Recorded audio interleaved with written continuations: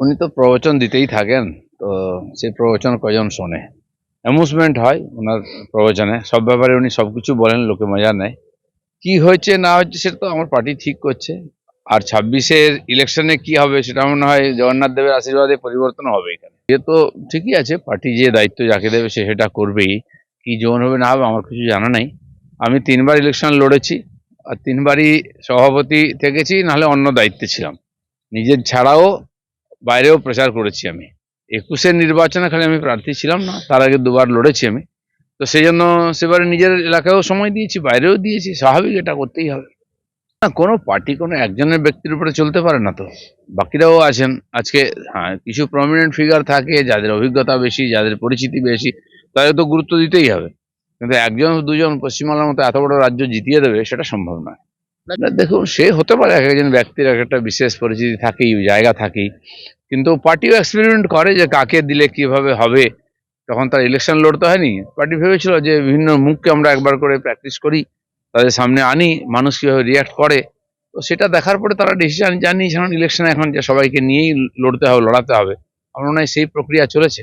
SF নিয়েও এরকম চর্চা আপনারা করেছিলেন, ভোট কাটবে, কি হলো পরিণাম? কিচ্ছু হয়নি। আমার মনে হয় কোনো না কোনো পার্টির সঙ্গে সেটিং হবে। গতবার তো আইএসএফ অনেক বড় বড় সভাও করেছিল। আজ পর্যন্ত নিজের এলাকার বাইরে হুমায়ুন কবির বেরোননি। ওনার পার্টির কি ভবিষ্যৎ হবে, কি চান, উনি তো সকালে এরকম বলেন, বিকালে এরকম বলেন, তার স্ট্যান্ড পয়েন্টও ঠিক নাই। তো এটা করলে তো মানুষ বিশ্বাস করবে না। যদি নতুন পার্টি করে লড়তে চান, ঠিক করুন, পরিষ্কার করে ঘোষণা করে দিন ওনার কি উদ্দেশ্য। তো যারা চায় তারা তাকে সহযোগিতা করবে। বাকি উনি আমার মনে হয় দাম বাড়াচ্ছেন বা জল মাপছেন যে কার দিকে গেলে আমি সুবিধা বেশি পাবো। উনি মাসখানেক হয়নি, তার মধ্যে অনেক কিছু কথা বলেছেন, সেটা করেননি। 10 লক্ষ যদি জোগাড় করতে পারেন, নিঃসন্দেহে একটা বড় শক্তি হিসেবে উঠে আসবে ওনার পার্টি।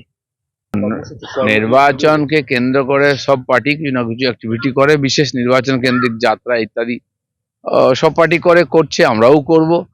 তাতেই ইলেকশন জিতে যাবে? ডায়লগ দিয়ে যদি ইলেকশন জিতে যেত তাহলে তো অনেক কিছু হয়ে যেত। এক সময় জবাব দিতেই হয়। সিপিএম যখন জিতছিল লোকে হয়েছিল অজেয়, কেউ হারাতে পারবে না।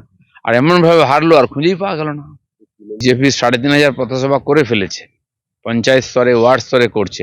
তো এটা আমরা অভিযান শুরু করছি 1 মাস, যে এটা পথসভা হবে, এই জানুয়ারিতে জনসভা হবে, আমাদের রাজ্য সভাপতিও ট্যুর শুরু করবেন উত্তর থেকে দক্ষিণ, আমরাও থাকবো। এ তো চলতেই থাকবে। তো ওরা এক ধরনের বলবে, এরা আমরা তার কাউন্টার করবোই। তার কারণ বিরোধী পার্টির দায়িত্ব হচ্ছে সরকারের ভুল দেখিয়ে দেওয়া, মিথ্যাচারকে ধরিয়ে দেওয়া। আর সেটা পশ্চিমবাংলার লোক এখন সব বুঝে গেছে, আর বোঝাতে হবে না কাউকে।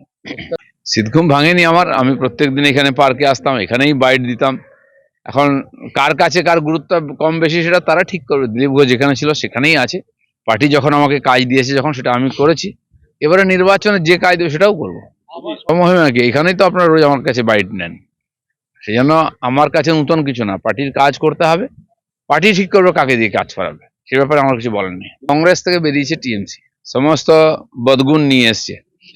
তো সেগুলো তাদের ডিএনএ এর মধ্যে আছে, মারপিট করা, খুন করা, দুর্নীতি করা। তো কংগ্রেস যেমন গোষ্ঠীদ্বন্দ্ব করতে করতে শেষ হয়ে গেল, টিএমসি এর সেই রোগটা এখন প্রকট হচ্ছে, যত ক্ষমতা চলে যাওয়ার সম্ভাবনা হচ্ছে। তো এই লড়াই চলবেই। প্রতিষ্ঠা দিবস হয়ে গেলে কেউ জানতে পারলো না, মারপিটের ছবি আমরা দেখলাম টিভিতে। এই হচ্ছে টিএমসি। না, আমি ভোকাল টনিক কোথায় দিলাম? আর কোনো কাজও শুরু করিনি এখনো।